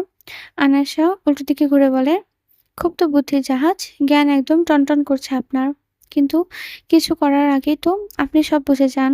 এই যে একটু আগে আমার পায়ে ব্যথা করছিল সেটা বুঝে গেলেন। তাহলে আমি কেন আর কোন বিষয় নিয়ে আপনার উপর রেগে আছি সেটা বুঝতে পারছেন না? মীরা মুচকি হাসে, যায় লাইট অফ করে দিতে। কারণ সে বুঝে গিয়েছে যে কোনো কারণে আনা রেগে আছে। আনাসের শুরু থেকে শেষ অবধি সবটা বলল। এটা মেহেরাবকে জানায়নি যে সে তাদের বিয়ের ব্যাপারে। কালকে আনাসার ১৯তম জন্মদিন। হয়তো সেটাই সেলিব্রেট করবে। কারণ আনাসা এখনো নিজের শোক কাটিয়ে উঠতে পারেনি। কিন্তু কালকেই সে তার আন্নাকে সবটা জানাবে আর নিজের জীবনটা সুন্দর করে গুছিয়ে নেবে। আর কোনো কষ্ট সে আর আনতে দেবে না। আনা আর তার সন্তানকে পেতে দেবে না। একদম বাচ্চাদের মতো করে সে আগলে রাখবে নিজের অস্তিত্ব আর ভালোবাসাকে। মেহেরাব লাইট অফ করে যেই না বেডের কাছে আসতে যাবে অমনি তার শরীরটা ঝাঁকি দিয়ে ওঠে। তাই সে সেখানে দাঁড়িয়ে যায়। মেহেরাব সবকিছু কেমন যেন গুলিয়ে যাচ্ছে। মাথায় আবারও সেই পুরোনো তীব্র যন্ত্রণা অনুভব হচ্ছে। মাথার ভেতর সবকিছু উল্টোপাল্টা লাগছে তার। মেহেরাব হঠাৎই চোখ দুটো বন্ধ করে নেয়। আনাস সাহেব মেহেরাবকে দাঁড়িয়ে থাকতে দেখে বলে ওঠে, "কি হলো? দাঁড়িয়ে রইলেন যে, ঘুমাবেন না?" আনাস সাহেব এই কথা বলায় যেন তার জন্য কাল হয়ে দাঁড়ায়। মেহেরাব চোখ খুলে মনে হচ্ছে তার চোখ দিয়ে যেন রক্ত ঝরছে। মেহেরাব তেড়ে গিয়ে বেডে শুয়ে থাকা আনাসের কাছে গিয়ে চুলের মুঠি ধরে টেনে তুলে নিচে ফেলে দেয়। তারপর রুমের লাইট অন করে কিছু একটা খুঁজতে শুরু করে। মেহেরাবের অতর্কিত আক্রমণে আনাস হতভম্ব হয়ে যায়। জোর করে নিচে ফেলানোর ফলে চিনচিনে ব্যথা করছে তার সারা শরীর জুড়ে। আনাসের তলপেট যেন ফেটে যাচ্ছে। আম মেহেরাব আবারও আনাসের কাছে এসে বলে, "তুই আবার আমার রুমে এসেছিস? এই, কেন এসেছিস আমার রুমে, হ্যাঁ? ও আবারও নিজের দেহ দেখিয়ে আমাকে ব্যবহার করতে এসেছিস? ভেবেছিস দেহ দেখিয়ে আমার মন জয় করে নিবি? আর আমি নিজের প্রতিশোধের কথা ভুলে যাব?" বলে আনাসাকে আবারও মারতে শুরু করে। অমনি আনাসা বলে, "আপনার কি হয়েছে? এসব কি বলছেন? দেহ দেখিয়ে মন জয় করব মানে? আপনার মাথা ঠিক আছে তো?" মেহরাব আনাসের কাছে গিয়ে তার গলা চেপে ধরে আর বলে, "কেন? ভুলে গিয়েছিস? আমি কিছু বলিনি।" আনাসা মেহরাবের থেকে ছাড়া পাওয়ার জন্য ছটফট করছে। আনাসা কাঁপা গলায় বলে, "প্লিজ এমন করবেন না। আমি মরে যাব। এই সময় আমাকে মারলে বাবুর ক্ষতি হবে। আপনি তো একটু আগে বললেন আপনি বাবু কিছু হতে দেবেন না। তাহলে এখন এমন কেন করছেন?" মীরা হিংস্র কণ্ঠে বলে, "ও তাহলে পেটেও বাঁধিয়ে ফেলেছিস তুই? কি ভেবেছিস বাচ্চার দোহাই দিয়ে বেঁচে যাবি? কেন এমন করছিস তুই? হ্যাঁ? আমার সম্পত্তির লোভে? এই বল কেন করছিস?" বলে মেহেরাব আনাসিকে মারতে শুরু করে। আনাসা কিছুই বুঝতে পারছিল না। সে মেহেরাবকে বারবার বারণ করছে, পেটে ব্যথা করছে তার। তাদের বাবুর বড় কোনো ক্ষতি হয়ে যাবে। তাকে যেন মেহেরাব আর না মারে। কিন্তু মেহেরাব থামছে না। এক পর্যায়ে মেহেরাব থেমে যায় আর বলে, "তোর এত বড় সাহস যে তুই এই মেহেরাব জিয়ালের সন্তান তার উর্ধ্বরেখাকে নিয়ে পেটে নিয়ে ধরে রেখেছিস? তোর কোনো যোগ্যতাই নেই আমার সন্তান পেটে ধরার। বেশ্যা মেয়ে একটা। সবকিছু সম্পত্তি লোভী করছিস, তাই না?" এসব আপনি কি বলছেন? হঠাৎ করে আপনার আবার কি হলো? একটু আগেও তো সবকিছু ঠিক ছিল। মেহরাব আনাসের কাছে এসে তার চোয়াল শক্ত করে চেপে ধরে। "আমার সুযোগ নিয়ে তো এসব অকাজ করেছিস, তাই না? বল চুপ করেছিস কেন?" মেহরাবের কথাগুলো একদম আনাসার বুকে যেয়ে বিঁধতে লাগে। মেহরাবের চোখগুলো একদম লাল হয়ে আছে। আনাসা আবারও সেই আগের হিংস্র মেহরাবকে দেখতে পাচ্ছে আজকে। কিন্তু মেহরাব তো এমন হওয়ার কথা নয়। সে তো মেহরাবের মেডিসিন চেঞ্জ করে দিয়েছে। তাহলে মেহরাব এমন ব্যবহার কেন করছে? তার মানে কি মেহরাবের এটাই আসল রূপ? তাহলে কি এতক্ষণ তার সামনে মেহরাব ভালো সাজার অভিনয় করছিল? হয়তো মেহরাব এটা চাইছিল যে এই বাচ্চাটা যেন কোনোভাবে পৃথিবীতে না আসতে পারে। আনাশা দুর্বল শরীরটা ক্রমেই ভয়ে কেঁপে উঠছে। হয়তো মেহরাব আবারও তার সেই আগের ফর্মে ফিরবে। আর যদি মেহরাব তার সাথে আবারও সেরকম ব্যবহার করে তাহলে সে তার সন্তানকে বাঁচাতে পারবে না। আনাশার ভাবনার মাঝে মেহরাব আবার হিংস্র কণ্ঠে বলে ওঠে, "শব্দ তোরই চাল। ওই নর্দমার বড় হয়েছিস, ওইখানে সবগুলো গুণ পেয়েছিস তুই। বেশ্যা কোথাকার! কিভাবে ছেলেদের খিসি-ডুস করতে হয় সেটাও শিখেছিস। আসলে নর্দমার কীট কখনোই ভালো হতে পারে না। নোংরা নোংরাই হয়। তাতে যতই পরিষ্কার করা হোক না কেন, নোংরাই থাকবে।" মেহেরাবের কথাগুলো শুনে আনাসের মাথায় যেন আগুন ধরে যায়। সে মেহেরাবকে নিজের থেকে সরানোর জন্য জোরে একটা ধাক্কা দেয় আর তেজে কণ্ঠে বলে, "সব দোষ বুঝি শুধু আমার একার? এখানে কি আপনার কোনো দোষই ছিল না? আমাকে আপনি ছাড়া আর কোনো পুরুষ স্পর্শ করতে পারেনি। এই সন্তান তো আপনারই। আপনি তো আমাকে দিনের পর দিন ভোগ করেছেন। আর একটু আগে তো আপনি ঠিকই ছিলেন। তাহলে হঠাৎ করে আপনার কি হয়ে গেল যে আমাকে এত নোংরা, নোংরা কথা বলছেন?" বলে আনাসা জোরে, জোরে শ্বাস নিতে শুরু করে। পেটের ব্যথাটা বেড়ে চলছে। শুধু পেটে সীমাবদ্ধ নেই, পুরো পায়ে ছড়িয়ে পড়েছে। অসহ্য যন্ত্রণা করছে তার, নিঃশ্বাস নিতেও কষ্ট হচ্ছে। তখনই মেহের হুংকার ছেড়ে বলে ওঠে, "চুপ, একদম চুপ। তোর মতো বেশ্যার মুখে এমন কথা মানায় না। তুই একটা খুনির মেয়ে, একটা বেশ্যা মেয়ে তুই। আর কি বললি তুই? আমি তোকে ভোগ করেছি? আরে তোর মতো রাস্তার মেয়ের সাথে যে আমি এতগুলো রাত কাটাচ্ছি সেটা তোর সৌভাগ্যের ব্যাপার।" "সৌভাগ্য না?" "হ্যাঁ, সৌভাগ্যই তো, ঠিকই বলেছেন আপনি। আমার সৌভাগ্য না হলে কি আর এমন একটা জীবন পেতাম? আপনাকে ধন্যবাদ, আর অনেক ধন্যবাদ আমাকে এমন একটা জীবন উপহার দেওয়ার জন্য।" বলেই আনাসা দেয়াল ধরে আস্তে করে উঠে দাঁড়ায়। এত মার খেয়ে সে ঠিকমতো দাঁড়াতে পারছে না। আনায়াসার মনে হচ্ছে সে হয়তো আর বাঁচবে না। পেটটা ভারী, ভারী লাগছে। চোখের সামনে সবকিছু ঝাপসা হয়ে গেছে। তবুও আয়েশা নিজের সামলিয়ে রুম থেকে বের হতে নেয়। তবে মেহেরাব তাকে আটকায়। আর আবারও চুলের মুঠি ধরে শক্ত করে নিজের কাছে এনে বলে, "তোকে কি আমি যেতে বলেছি? তুই কোন সাহসে রুম থেকে বের হচ্ছিস? একে তো এত বড় একটা কাণ্ড করে বসে আছিস আর এখন আমাকে ইগো দেখাচ্ছিস?" মেহেরাব আয়েশার চুলের মুঠিটা শক্ত করে ধরে। আয়েশার মনে হচ্ছে তার প্রাণ বুঝি এখনই বের হয়ে যাবে। "ইচ্ছা করে এসব করেছিস, তাই না? তুই খুব ভালো করে জানিস তোর মতো মেয়েকে আমি কখনো মেনে নেব না। তোর অনেক আগে থেকেই আমার সম্পত্তির উপর লোভ ছিল, তাই না? তাই তো তুই এটা চালিয়েছিস। তোর বাপ নিশ্চয়ই তোকে দিয়ে এই খেলাটা খেলছে, যাতে তোর সন্তানের দায়ে দিয়ে আমার জীবনে একদম স্থায়ীভাবে পার্মানেন্টলি বসে যেতে পারিস। ২ বাপ বেটি আমার সম্পত্তি আত্মসাৎ করতে পারিস। হ্যাঁ, কি হলো? চুপ করে আছিস কেন? বল।" মেহেরাব কাছে থেকে ছাড়া পাওয়ার জন্য চেষ্টা করতে থাকে আনায়াসা। "ছাড়ুন আমাকে। প্লিজ ছাড়ুন। আর আমি আগেও বলেছি, এখনো বলছি, আপনার সম্পত্তির উপর আমার কোনো লোভ নেই। আর আমার বাবা অনেক আগেই মারা গিয়েছে।" "আচ্ছা, তোর ওই জানার বাপ মরে গিয়েছে। মিথ্যা বলার আর জায়গা পাস না? বাদ দিলাম সেই কথা।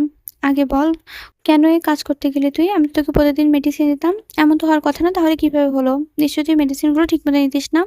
তাহলে তো এমন হবেই। চুপ করে আছিস কেন বল?" "আমি তো আগেই বলেছি যে আমি রোজ নিয়ম করে মেডিসিনগুলো নিতাম। কিন্তু কিভাবে হলো বাবু আমি নিজেও জানি না। বিশ্বাস করুন।" "বিশ্বাস তো তোকে করব না মেয়ে। কখনো না। তোর বাপ নাভিদ একটা বিশ্বাসঘাতক ছিল। আর তুইও তার রক্ত। মানে তুই একটা বিশ্বাসঘাতক।" আনাসা মেহরাবের কথা শুনে অবাক হয়ে যায়। কারণ মেহরাব তো সবটা জেনে গিয়েছে। তারপরেও কেন এমন করছে? নাভিদের মেয়ে বলছে। আনাসা মেহরাবকে কিছু বলতে যাবে তার আগেই মেহরাব আনাসিকে ধাক্কা দেয়।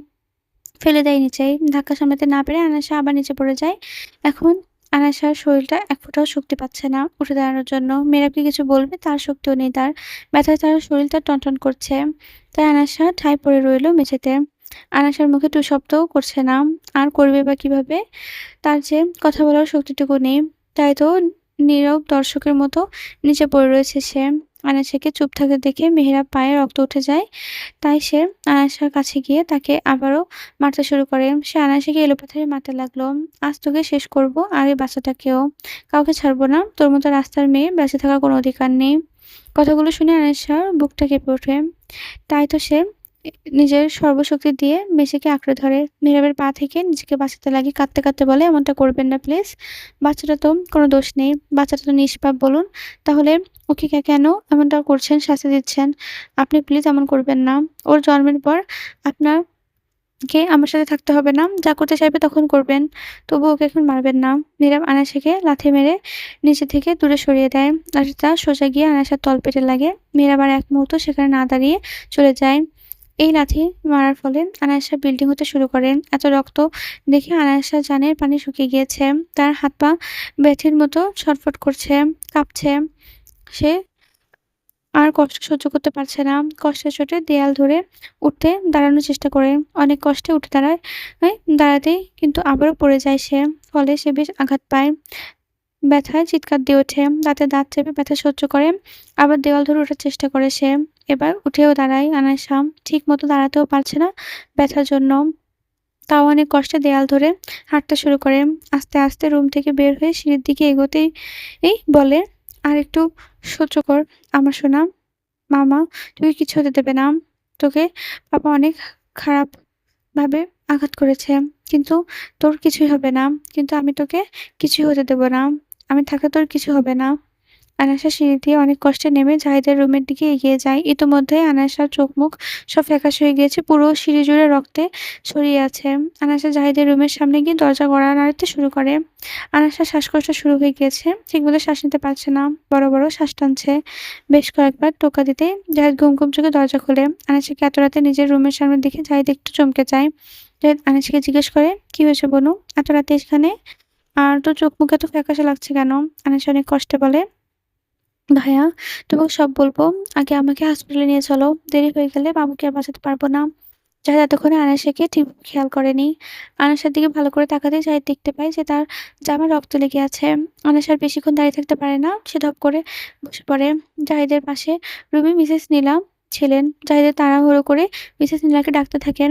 এত আওয়াজের মধ্যে কয়েকজন মেয়েরও রুম থেকে বেরিয়ে আসে। এসে দেখে আনাসের অবস্থা বেশ খারাপ। জাহিদ মিসেস নীলা আর মেয়েদের সাহায্যে আনাসকে নিয়ে গাড়িতে উঠায় আর হসপিটালের দিকে রওনা হয়। হসপিটালে পৌঁছে জাহিদ বারবার মেহরাবকে কল করছে, কিন্তু মেহরাব ফোন তুলছে না। আর মেহরাব ফোন তুলবে বা কিভাবে? মেহরাব ফোন তো তার রুমে আছে। নাভির টর্চার সেলের মধ্যে উচ্চস্বরে হাসছে। তার হাসি দেখে পাহারা দেওয়া গার্ডের ভেতর প্রবেশ করে। তাকে জিজ্ঞেস করে, আপনি হাসছেন কেন? নাভিদ কিছুক্ষণ চুপ থেকে বলে, তোমাদের বসের খুব আপন কাউকে আমি কেড়ে নিয়েছি, বলে আবারও জোরে জোরে হাসতে শুরু করে। গার্ডটি নাভিদের কথা পাত্তা না দিয়ে বের হয়ে যায় আর নাভিদ পাগলের মতো হাসতে থাকে। মেয়েরা পাহাড়ি রাস্তা দিয়ে ফুল স্পিডে ড্রাইভ করছে। তার বুকের ভেতর বারবার মোচড় দিয়ে উঠছে, কিন্তু রাগে আর যন্ত্রণায় তার মাথা ছিঁড়ে যাচ্ছে। তার খালি মনে হচ্ছে খুব আপন কিছু তার থেকে দূরে চলে যাচ্ছে। হঠাৎ করে মেয়েরা খুব জোরে ব্রেক কষে। গাড়ি থেমে যায়। নিজের গাড়ির দিকে তাকাতে দেখতে পায় রাত প্রায় 3:30। কিন্তু মেহরাব এটা ভেবে অবাক হয়ে যায় যে সে এত রাতে গাড়ি নিয়ে একা একা রাস্তায় কি করছে। সে তো আনাসের কাছে ছিল, রুমের লাইট অফ করতে শুতে যাচ্ছিল, তাহলে সে গাড়িতে কিভাবে আসলো? বিষয়টা মেহরাবের কাছে বেশ খটকা লাগে। সে বেশি কিছু না ভেবে গাড়ি থেকে নেমে গাড়িটা ঘুরিয়ে নেয়। মেহরাব জেরাল ম্যানসনের কাছে যাওয়ার মধ্যে উদ্দেশ্যে নেয়। ম্যানসনে পৌঁছে সিঁড়ির কাছে যেতে মেহরাবের বুকটা ধক করে ওঠে। হাতে বা পা সবকিছু কাঁপতে থাকে। মেহরাব দেরি না করে জলদি তার রুমে যায়। রুমে যেতে দেখতে পায় রুমে রক্তের ছড়াছড়ি। বেডের দিকে চোখ দিতেই দেখতে পায় বেড খালি। মেহরাব রুম থেকে বের হতে যাবে এমন সময় তার ফোনটা বেজে ওঠে। মেহরাব জলদি ফোনটা হাতে নিয়ে দেখতে পায় জাহিদ ফোন করেছে। মেহরাব দেরি না করে ফোনটা রিসিভ করে। কানে ধরতে পাশ থেকে জাহিদ বলে, মেহরাব তুই কোথায় আছিস? তাড়াতাড়ি হসপিটালে আয়। মেহরাব গম্ভীর স্বরে বলে, আনা? আমার আনা ঠিক আছে তো? হ্যাঁ। রুমের ফুলের তো রক্ত কেন? ও ঠিক আছে তো? তুই তাড়াতাড়ি হসপিটালে আয়, বলে জাহিদ ফোন কেটে দেয়। মেহরাব দেরি না করে দ্রুত পায়ে সিঁড়ি থেকে নেমে যায়। যেতেই যাবে তখন একজন মেড দেখে। মেড কিকে দেখে থেমে যায়। তোমাদের ম্যাম, ওর কি হয়েছে? শীতে তো রক্ত কেন? স্যার, ম্যামের অবস্থা অনেক খারাপ। ওনার হঠাৎ করেই প্রচুর ব্লিডিং হতে শুরু করেছে। জাহিদ স্যার আর ওনার মা ম্যামকে নিয়ে হসপিটালে গিয়েছে। ম্যামের চোখ মুখ ফ্যাকাশ হয়ে গিয়েছে। মেয়েদের মুখে এমন কথা শুনে মেহেরাব জমে যায়। মেহেরাব দেরি না করে দ্রুত বের হয়ে যায়। জাহিদ, জাহিদ! মেহরাবের কথা শুনে এমার্জেন্সির সামনে দাঁড়িয়ে থাকা জাহিদ ছুটে আসে তার সামনে। একটু পরে আয়েশাকে ওটিতে ঢোকানো হবে। অনেক বেশি ব্লিডিং লস হয়ে গিয়েছে আয়েশার। অবস্থা খুবই খারাপ। জাহিদ এসে মেহরাবকে আটকায়। মেহরাব অস্থির কণ্ঠে বলে, আমার আনা, আমার বাবু, ও ঠিক আছে তো? আমাকে আমার আনার কাছে যেতে দাও। মেহরাব, নিজেকে সামলাও। আনাকে এখনই ওটিতে নিয়ে যাওয়া হয়েছে। জাহিদ মেহরাবকে ডাক্তারকে বলা কথাগুলো বলে না। মেহরাব মেন্টাল হেলথ এখনো স্টেবল না। শুনে যদি উল্টোপাল্টা কিছু করে বসে, তো জাহিদ কিছু বলে না। মেহরাব নিজেকে জাহিদের থেকে ছাড়িয়ে নিয়ে এমার্জেন্সি রুমের সামনে দাঁড়িয়ে থাকে। আনায়াসাকে রেডি করে ওটিতে নিয়ে যাওয়া হচ্ছে। আনায়াসা এমন অবস্থা দেখে মেহরাবের মাথা কাজ করছে না। মনে হচ্ছে তার কলিজাটাকে টুকরো টুকরো করে ফেলেছে। মেহরাব আনায়াসার কাছে গিয়ে দাঁড়ায়। আনায়াসা এখনো ব্যথায় কাতরাচ্ছে। মেহরাব আনায়াসার হাতটা ধরতে যায়, কিন্তু ডাক্তার বলে ওনার অবস্থা বেশ ক্রিটিক্যাল, তত তাড়াতাড়ি সম্ভব ওনাকে সার্জারি করতে হবে। বলেই মেহরাবের চোখের সামনে দিয়ে আনায়াসাকে ভেতরে নিয়ে যাওয়া হয়ে যায়। আনায়াসা ব্যথায় কাতরাচ্ছে আর ডাক্তারদের কাছে আকুতি মিনতি করছে তার সন্তানকে যেন যেকোনো মূল্যে বাঁচানো হয়। প্রায় ৩ ঘন্টা যাবৎ ওটি রুমের সামনে অপেক্ষা করছে জাহিদ, মেহরাব আর মিসেস নীলা। একবার ডাক্তার বের হয়েছে ব্লাডের জন্য। হঠাৎই ওটি রুমের সামনে চলতে থাকা লাইটটা অফ হয়ে যায়। একজন ডাক্তার তোয়ালে মোড়া বাচ্চার নিথর দেহ নিয়ে বের হয়ে আসে। মেহরাব ডাক্তারকে বের হতে দেখে তার সামনে গিয়ে দাঁড়ায়। ভয়ে তার হৃৎপিণ্ডরা দ্রুত গতিতে লাফাচ্ছে। ডাক্তার বাচ্চাটির নিথর দেহটা মেহরাবের হাতে তুলে দিয়ে বলে, প্রায় ৫ মাসের কাছাকাছি বয়স ছিল বাচ্চার। ২ দিন আগেই ওয়াটার ব্রেক গিয়েছিল ম্যামের। ওনার পেটে পয়জন পাওয়া গিয়েছে। আঘাত আর পয়জনের ফলে ওয়াটার ব্রেক হয়ে বাচ্চাটার মৃত্যু হয়েছে। মানে ২ দিন আগে বাচ্চাটি পেটের মধ্যে মারা গিয়েছিল। মেয়েবাবু এটা। ডাক্তারের গলাটাও কেমন ভারী ভারী লাগছে। মেহরাব নিজের মেয়ের নিথর দেহটা কোলে নিয়ে দেখে কেবল শরীরের গঠন শুরু হয়েছে বাচ্চাটার।